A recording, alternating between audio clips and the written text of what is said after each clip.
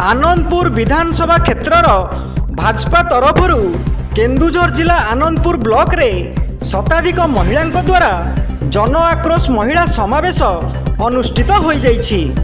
BJP नेता आलोक सेठी तत्वावधान में स्थानीय बीजेपी नेता तथा पूर्वतन नगरपाल रामचंद्र साहू, बीजेपी नारी नेत्री सुमति जेना तथा स्टेट एग्जीक्यूटिव मेंबर नेतृत्व में शताधिक महिला एकजुट होई जन आक्रोश समावेश रे संरक्षण विरोध करी घृण्य राजनीति करुथुवा कांग्रेस, बीजेडी, टीएमसी, समाजवादी पार्टी भली राजनैतिक दलगुड़िकु समालोचना करथिले।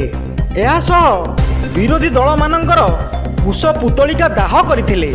आगामी दिन में किपरि नारी मानक उपरे हेउथुवा अत्याचार रोका जाई परिबो सेथिपई आह्वान मध्य देइथिले। एही जन आक्रोश पदयात्रा रे शताधिक बीजेपी कर्मकर्ता जोग देइथिले। एही जन आक्रोश रो मुख्य उद्देश्य थिला कि 33% संरक्षण पार्लियामेंट तथा विधानसभा रे दिया जाऊ। सेथिपई शताधिक महिला और कर्मी माने जन आक्रोश समावेश जरिया रे आनंदपुर म्युनिसिपालिटी रे पदयात्रा करथिले। सुमति जेना स्टेट महिला मोर्चार स्टेट एग्जीक्यूटिव मेंबर अच्छी। आज जो महिला जन आक्रोश समावेश आनंदपुर निर्वाचन मंडली आनंदपुर म्युनिसिपालिटी बहु मात्रा रे महिला माने हमको सहयोग करके राजा राष्ट्र को ओल्लैचंती। यार विगत दिन पार्लियामेंट रे जदि 33% महिला मान को सुविधा सुजोग न मिले, तांकर हक जदि से माने न पाती ताले से माने राजरास्ता को ओल्लैबे।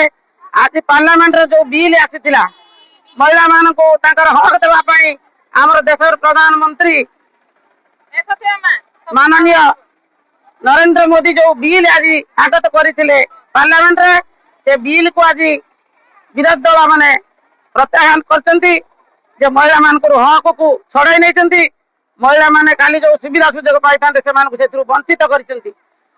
आज दिन रे सारा भारत वर्ष रे महिला मोर्चा माने महिला मोर्चार जो महिला माने अछंती से माने आज राजरास्ता को ओल्लैचंती।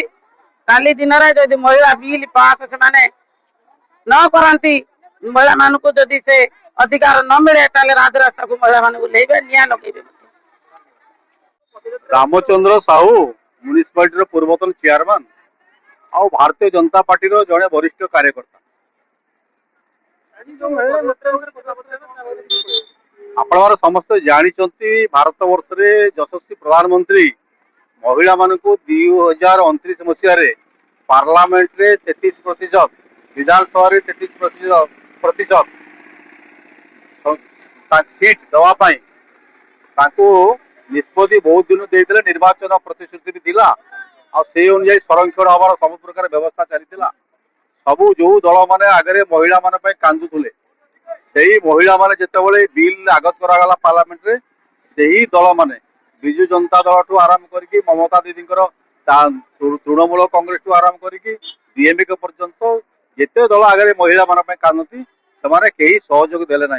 जो बिल होची पार्लियामेंट रे खारज है विड्र करागला तेणु आगामी दिन से कथा को लोक को जनवाई आज भारतीय जनता पार्टी महिला मान को अधिकार पाई स्वाधीनता देते आज राजरास्ता को ओल्लैकरी आज जो दाबी थिला जे आमको 33% संरक्षण हो पार्लियामेंट विधानसभा दि जाऊ से पारुनी।